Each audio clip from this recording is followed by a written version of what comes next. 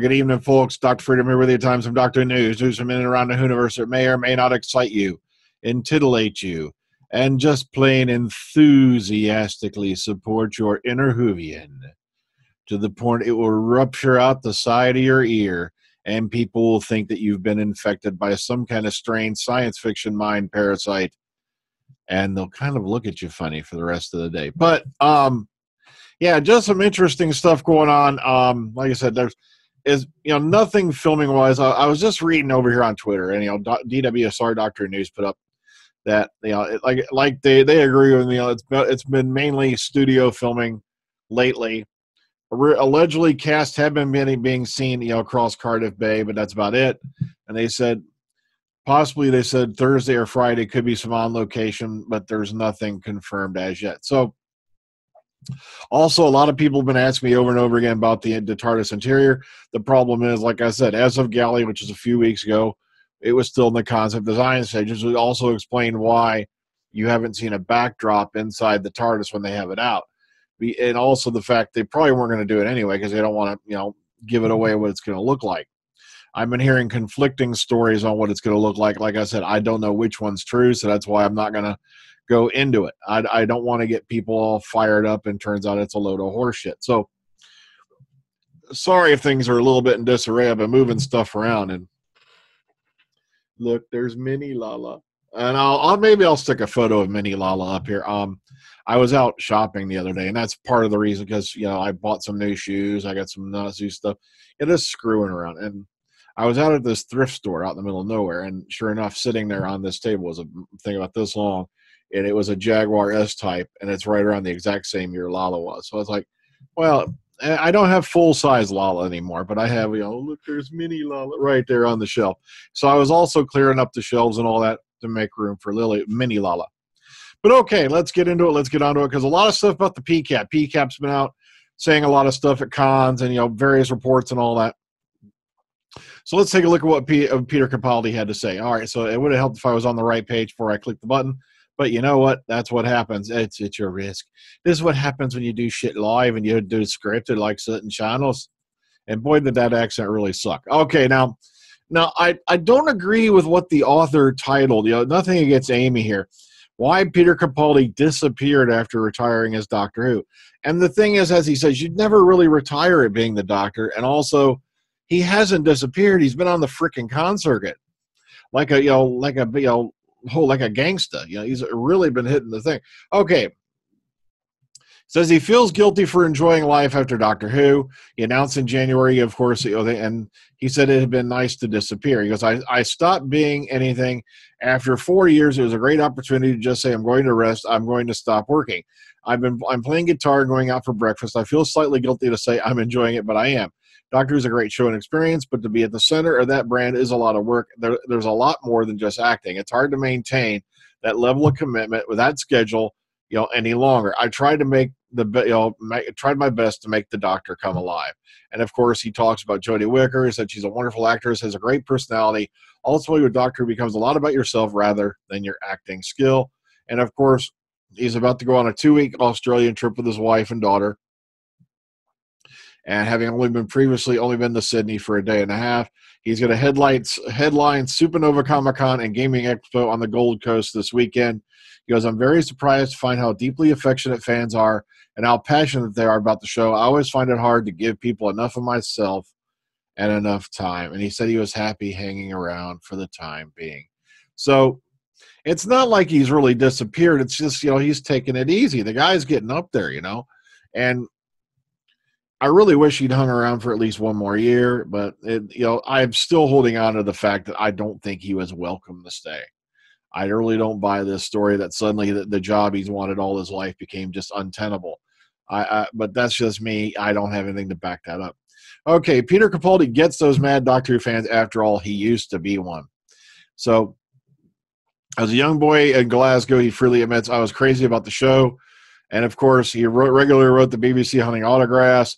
He goes, I had John Pertwee's, Tom Baker's. I used to have all the Doctor's autographs except for William Hartnell because he was rather infirm. But his wife wrote me a rather lovely letter and signed his photograph, which was very sweet. And of course, his most treasured scalp was that of Peter Cushing. And of course, he used Peter Cushing's autograph to model his own. He modeled his signature after Peter Cushing's, which I thought was really neat. And it's just a nice interview with Capaldi. He talks a bit about his time as Malcolm Tucker. And it's just, like I said, I encourage you to go read this one. This is a very nice one. And of course, it talks about Supernova right here and even gives you the address, supernova.com. So if you're down in the Melbourne area of Australia, you may want to go check it out. Speaking of being in Australia, you have to be in Australia to watch this, unfortunately. And this was when he appeared on something called the Project 10 Play. And all I have from that right now that I have on hand, there's a brief 30-second clip where he talks about fans getting Doctor Who tattoos. And this was on this thing. So if you can find the rest of it on YouTube, go right ahead. That's what I say. All right, moving on. David Tennant keeps a really weird prop at his house. This is the time, if there's any children in the room, you may want them to head out the door, because you're going to get a laugh out of this myself. Get ready for this. All of this leads to wonder, if someone burglarized the Doctor Who and Broadchurch Star's house, what's the strangest thing they would find? To which he said, quote, get ready for this. I'm sorry. That's a lovely question. It would probably be a 2-foot-high pink sparkly penis, which is a trophy my wife, actress Georgia Moffat, brought back from a production of What the Butler Saw that she was in a few years ago and has a pride place on a shelf. Check it out. We looted Tennant's house and got the 2-foot sparkly penis. And he's talking about Bad Samaritan here as well. Here's some clips for it and whatnot. And the thing is, his American accent in this thing are pretty good. So, and it sounds like it's a really good horror flick. So you may want to go check it out. Also, yes, they finally confirmed that there was a subtle, Tom Baker's quote-unquote Easter egg. And what happened was this. When they were doing the console room for Twice Upon a Time, the one wall they had was just a picture of the original Round the Wall. And the thing is, when you do stuff in HD, that's going to really stand out like a sore thumb. You can't get away with that. In the old days, you could. But now, no way in hell. So what they did was, let's see. All right, let's go scroll down. Okay, says down here, quote, all right, now they're talking to the draftsman Matt Sanders, and he goes into this. Fortunately, our production designer, Michael Pickwood, came up with an intriguing solution for this problem. He goes, for Day of the Doctor, he designed a wall of hexagonal roundels for the National Gallery scene, where Tom Baker appeared as curator. And he goes, it was intended as a nod to Baker's previous role as the Fourth Doctor and the curator's possible relationship with the current Doctor.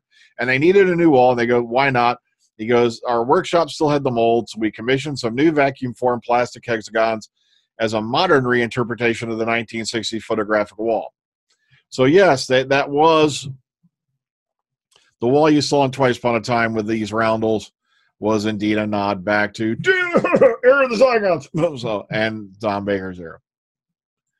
All right, David Tennant nearly played Hannibal Lecter. Let that sink in. Matter of fact, he auditioned for the Hannibal series. And he talks just briefly about that. Like I said, I just think the Tennant fans would love it. Okay, now this is we're talking about Tonbridge is Comic-Con, and this person's talking about the time that they had there, and I thought it was just a cute, well done little blogspot article. So you may want to go check this out, because I love talking about cons and all that, because when I can, I get to them. It's just these days, I got a house, I got bills to pay. I don't get to get out as much as I'd like to anymore. There's only a couple of cons I would normally go to in the area that have Doctor Who stars. And matter of fact, one of them is going to be Ohio Who's coming this October. The address is down below in the description box if you want to look it up. But also, sometimes I'd hit Comic Expo if they have Doctor Who stars there. But, okay, now here this next one's kind of off, but it's still in the Doctor. And it's called the Silurian hypothesis. How do we know that humans were, the first civilization on Earth? And I love how you have guys like Neil deGrasse Tyson and all that going, we definitely were. And I'm sitting here going, this planet has been here 4.5 billion years. Mankind, in the earliest form we can find, I think the earliest upright walking ape, I think it was around like 1 to 2 million years ago. And that's really cutting it. I think it was about that. Sorry, it's just I haven't looked this up in a while. But still, let's say 1 to 2 million years. Some say earlier, but I guess I'm just round guessing. Now, you're telling me that, so let's say from the earliest somewhat chimp that could figure out how to scratch itself in funny places and walk on 2 feet, it's 2 million years till we get to now, where we have atomic weapons, our striped toothpaste, and whatnot. Yet, this planet's been here 4.5 billion. And like I said, the Silurian hypothesis, what if there was something going on? You got to remember, 65 million years ago is a very long time. And people are like, how come you don't find ruins? If you want to talk about that, I highly suggest, and you can find it on YouTube, as well as other places legally. It's called a series. It was called Life After People. There was another one that was a knockoff of it, and I can't remember the name of it off the top of my head. But basically, within 10,000 years, they, on one of these episodes they covered, the only thing left that's going to be of us is a bunch of Confederate soldiers on a stone wall in Atlanta, because that's granite. Maybe an eroded form of the Mount Rushmore. There will be nothing left that even resembles mankind with 10,000 years after we're gone. Even the concrete old tank bunkers in Russia will be long gone. They'll be deteriorated. So kind of makes you think. The planet's been here 4.5 billion years. Makes you wonder, don't it? That maybe 65 million years ago. And they covered this in an episode of Voyager as well. Also, for you folks who remember the Land of the Lost, the Selene stack. We're kind of like the Americanized Silurians, So, all right, moving on. Okay, and this I threw in for shits and giggles for you folks like me who are playing around in the arena of sound. I've got to go check into this myself because it says right here the BBC is letting you download more than 16,000 free sound effect samples from its archive. So if you're really into sound and all that, like I've been playing around with it, doing the audio plays and whatnot, please go check this out. I thought it was really neat. So PCAP's out and about. He's heading for Australia. And I would say, I don't know why the author put down that he disappeared. He's just mainly been on the con circuit, taking it easy and all that. He really hasn't left the public eye. He's been doing a lot of different things here and there. But it's nice to hear from him. Nice to hear, he's like still really wanting to make time for the fans. Because it just seemed to me like he was more fan-driven just about than anybody else. Maybe other than Tennant in the modern era. Well, folks, I'm going to get on out of here. So take care, Todd. Look, there's Minnie Lala. Look, Minnie Lala. Okay, I still couldn't believe I found that. And it looks almost exactly like the Jaguar I own. Well, I'm getting out of here before I get too sentimental. Oh, that's right. One announcement. Remember, everybody, Omega Files this weekend is going to be Doctor Who related, so you may want to tune your earballs in on that. We're doing another Pick 3, and the Pick 3 is pick 3 classic villains that you would like to see return, other than the Daleks and the Cybermen. They are excluded. And, why, how, and if you want to even do a backstory for them, I don't care. Make it interesting, make it fun, have fun with it. That's what I emphasize. And there's going to be another Pick 3 after that that's going to involve, sorry, Philip, I ain't going to tell you until the end of this week. So good night, folks. See you later. Have a good one.